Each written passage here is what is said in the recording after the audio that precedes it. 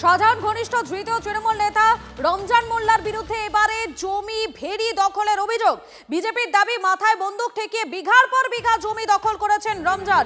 200 থেকে 250 বিঘা জমিতে অবৈধভাবে ভেড়ি বানিয়েছেন রমজান। এমনকি শাহজাহানের মদতে বাইরে থেকে অস্ত্র এনে এলাকায় সন্ত্রাস করতেন তৃণমূলের পঞ্চায়েত প্রধানের স্বামী।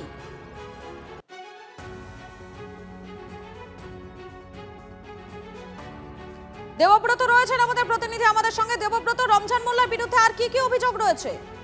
দেখো, এই রমজান মোল্লা বর্তমানে যিনি হচ্ছে চড়াবিদ্যা অঞ্চলে তৃণমূল কংগ্রেস আশ্রিত যিনি প্রধান, তার স্বামী।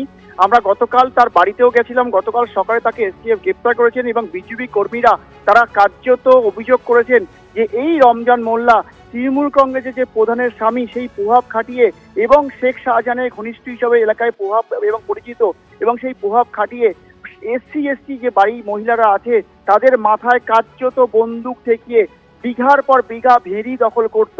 এবং তার বিরুদ্ধে এমনটাই অভিযোগ 200 থেকে 250 বিঘা ফিশারি কিন্তু তার রয়েছে। অর্থাৎ যে ভেড়ির যে রাজ্য রাজনীতি তৎকালীন বামফ্রন্টের সময় থেকে যেটা শুরু হয়েছিল, তা কিন্তু তৃণমূল কংগ্রেসের সময় কিন্তু তার প্রভাব প্রতিপত্তি কিন্তু আরো বৃদ্ধি পেয়েছিল।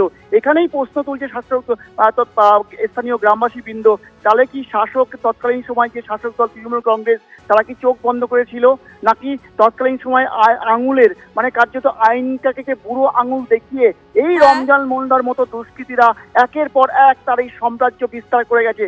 তাহলে কি আইনের শাসন কি ছিল না তৎকালীন সময়? এই প্রশ্ন কিন্তু এক্ষেত্রে উঠছে। ধন্যবাদ তোমাকে। আজকের পুকুর থেকে, গোয়ালঘর থেকে, রান্নাঘর থেকে, মাটির তলায় থেকে বন্দুকের কার্তুজ, বোমা আজকে উদ্ধার হচ্ছে।